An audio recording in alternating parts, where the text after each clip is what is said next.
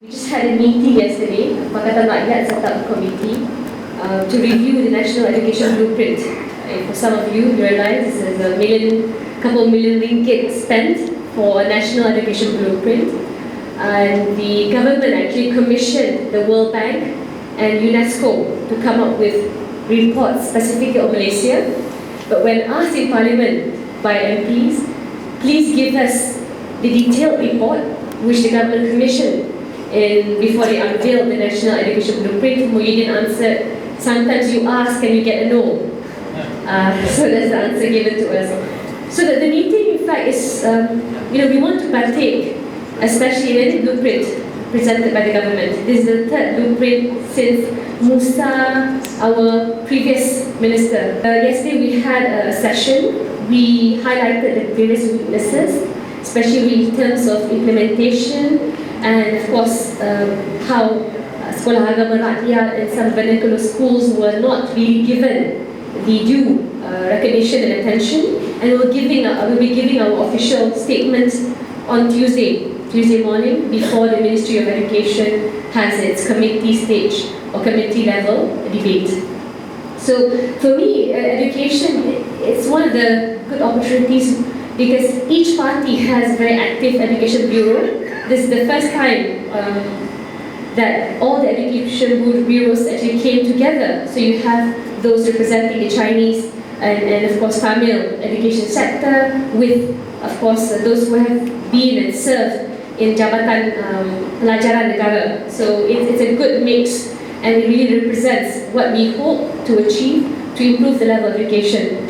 If you must know, PISA statistics is quite heavy because PISA actually showcases our Form 3 students are lagging 3 years behind compared to South Korea, Shanghai, and Hong Kong, of course Singapore students.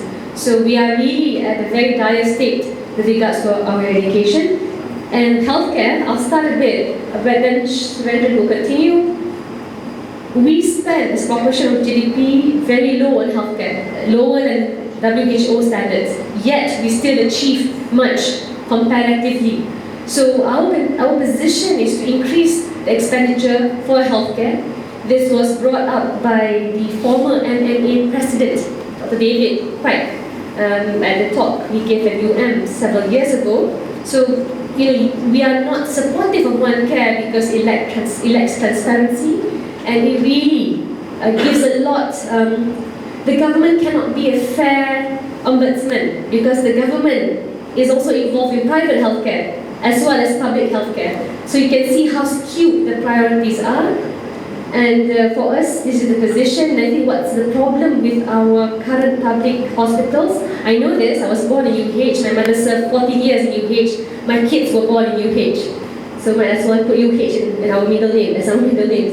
And so the problem with first-class wards in GH, for example, we know this because we used to visit my father, who was put at the side as a prisoner during his visits. He used the treatment in GH.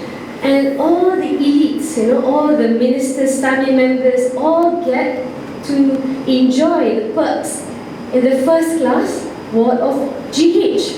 I think they should be kicked out because Lee Kuan Yew, remember, his late wife, she was sent away when she was trying to enjoy some perks at the government hospital. So it's not about, it's how you arrange it. You have to be fair to everyone equally, and not just anyone can utilize certain perks. Yeah? So that's the position for now.